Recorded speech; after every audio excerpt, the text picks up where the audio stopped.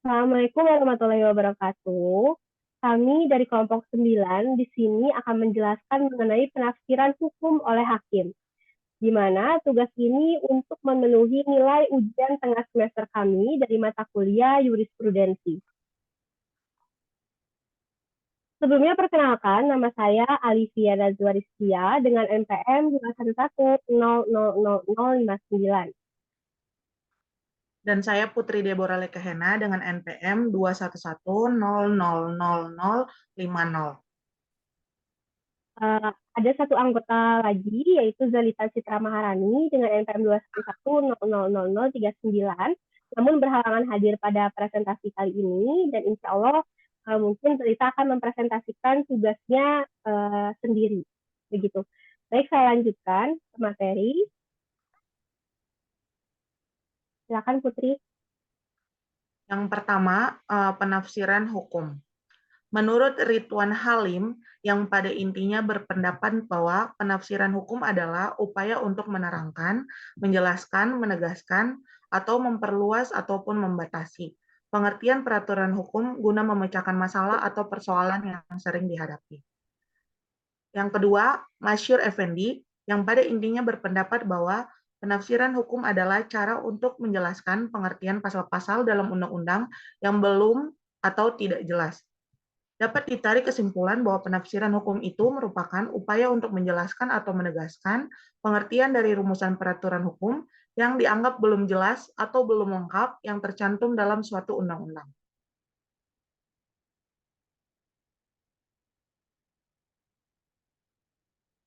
Berikut metode penafsiran.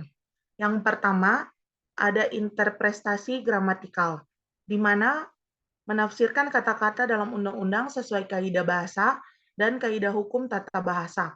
Contohnya, suatu peraturan perundang-undangan melarang orang untuk memparkir kendaraannya di suatu tempat tertentu. Peraturan tersebut tidak menjelaskan apakah yang dimaksud dengan istilah kendaraan itu, apakah yang dimaksud dengan kendaraan hanyalah kendaraan bermotor, atau juga termasuk sepeda dan becak. Dalam hal ini, sering dijelaskan kamus bahasa atau menurut keterangan para ahli bahasa belum dapat memberikan kejelasan tentang pengertian kata yang dimaksud dalam undang-undang tersebut. Oleh karena itu, hakim harus pula mempelajari kata yang bersangkut dengan peraturan yang lain. Yang kedua, interpretasi sistematis, di mana menafsirkan undang-undang sebagai bagian dari keseluruhan sistem perundang-undangan. Misalnya dalam peraturan perundang-undangan, perkawinan yang mengandung asas monogami sebagaimana diatur dalam pasal 2 KUH Perdata menjadi dasar bagi pasal 34, 60, 64, 68 KUHP Perdata dan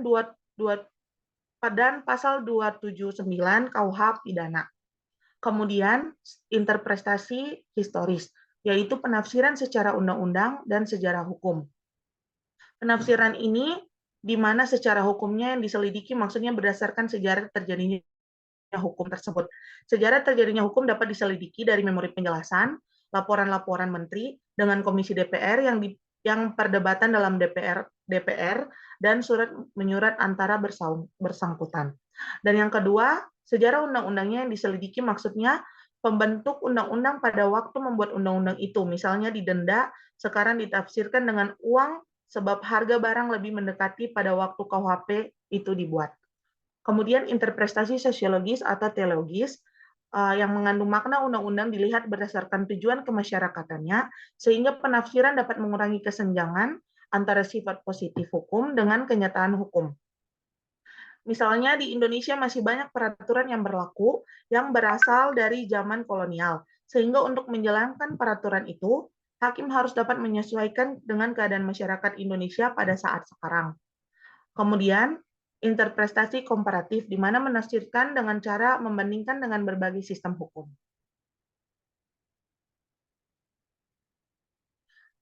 Kemudian selanjutnya, interpretasi futuristik, menafsirkan undang-undang dengan cara melihat pula RUU yang sedang dalam proses pembahasan.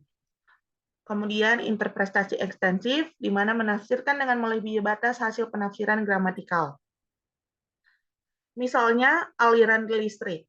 termasuk juga atau disamakan dengan benda. Kemudian interpretasi interdisipliner menggunakan logika penafsiran lebih dari satu cabang ilmu hukum. Dan interpretasi restriktif membatasi penafsiran berdasarkan kata yang maknanya sudah tertentu. Misalnya, kerugian hanya terbatas pada kerugian material saja, sedangkan kerugian material lainnya termasuk di dalamnya. Berikutnya, interpretasi otentik, di mana penafsiran yang hanya boleh dilakukan berdasarkan makna yang sudah jelas dalam undang-undang. Dan yang terakhir, interpretasi multidisipliner merupakan penafsiran dengan menggunakan tafsir ilmu lain di luar ilmu hukum.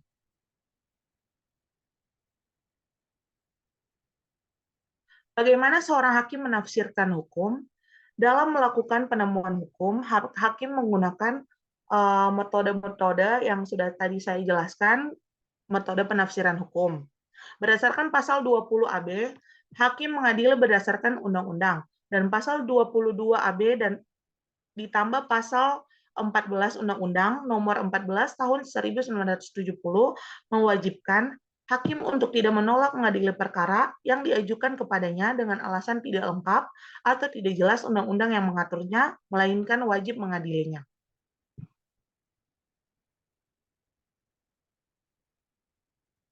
Red spending.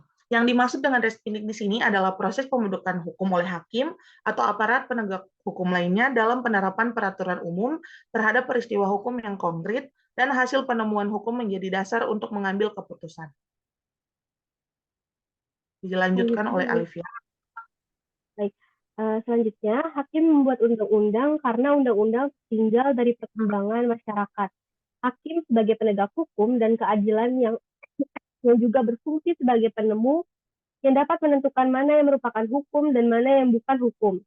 Seolah-olah hakim berkedudukan sebagai pemegang kekuasaan legislatif, yaitu badan pembentuk perundang-undangan. Pasal 21 AB menyatakan bahwa hakim tidak dapat memberi keputusan yang akan berlaku sebagai peraturan umum. Sebenarnya, hukum yang dihasilkan hakim tidak sama dengan produk legislatif. Hukum yang dihasilkan hakim tidak diundangkan dalam lembaran negara.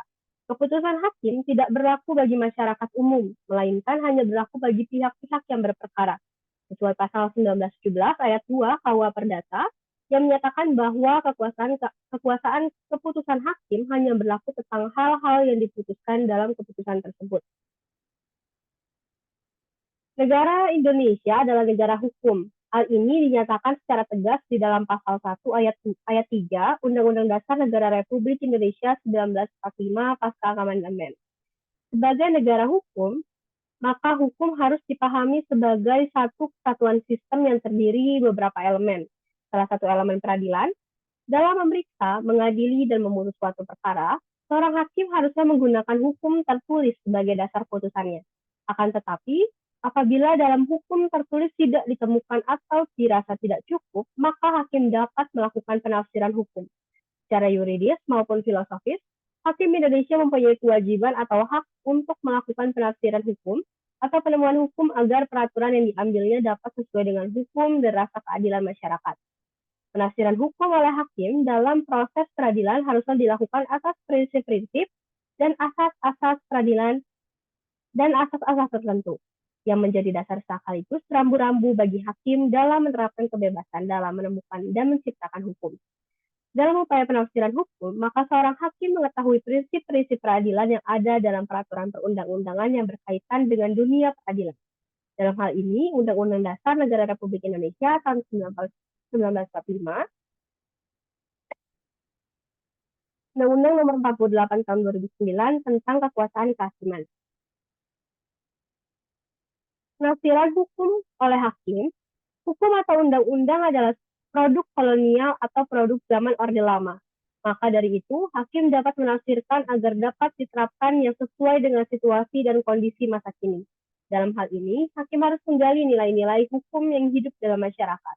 Demikian pula dalam hal hukum atau undang-undangnya, kurang jelas atau belum mengaturnya, dan khususnya dalam hal berlakunya hukum adat atau hukum tidak tertulis.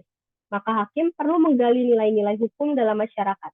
Hakim harus menemukan hukum yang sesuai dengan kebutuhan zaman, dengan mempertimbangkan nilai-nilai hukum yang baik dalam masyarakat untuk kemudian disaringnya menurut rasa keadilan dan kesadaran hukumnya sendiri. maka hakim berarti telah memutus perkara berdasarkan hukum dan rasa keadilan dalam kasus yang dihadapinya. Keputusan hakim yang baik harus dapat memenuhi dua persyaratan, yakni memenuhi kebutuhan teoritis maupun praktis. Yang dimaksud kebutuhan teoritis di sini ialah bahwa menitikberatkan kepada fakta hukum.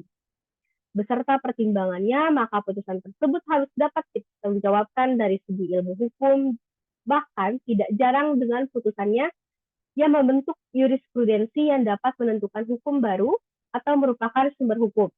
Sedangkan yang dimaksud dengan kebutuhan praktis ialah bahwa dengan putusannya diharapkan hakim dapat menyelesaikan persoalan atau sengketa hukum yang ada dan sejauh mungkin dapat diterima oleh pihak-pihak yang bersengketa maupun masyarakat pada umumnya karena dirasakan keadilan, benar dan berdasarkan hukum.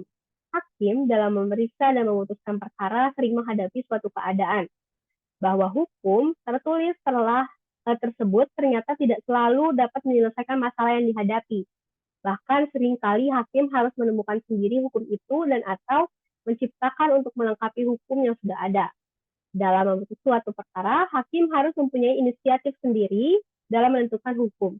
Karena hakim tidak boleh menolak perkara dengan alasan hukum tidak ada, tidak lengkap, atau hukum samar-samar.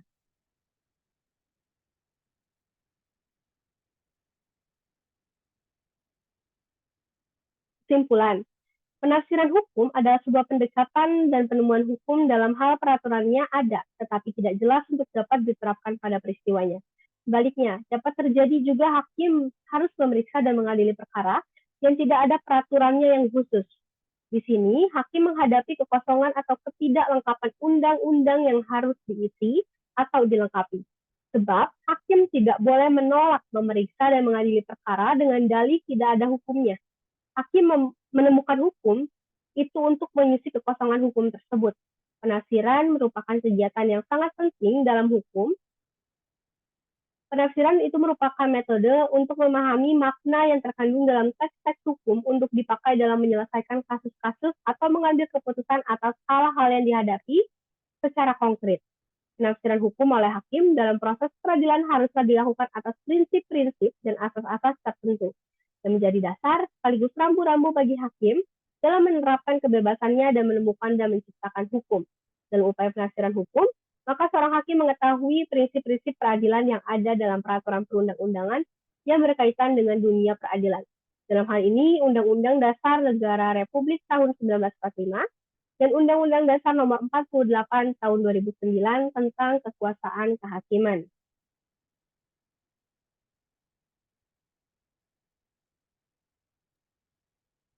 Demikian presentasi dari kelompok kami, kurang lebihnya mohon maaf. Wassalamualaikum warahmatullahi wabarakatuh.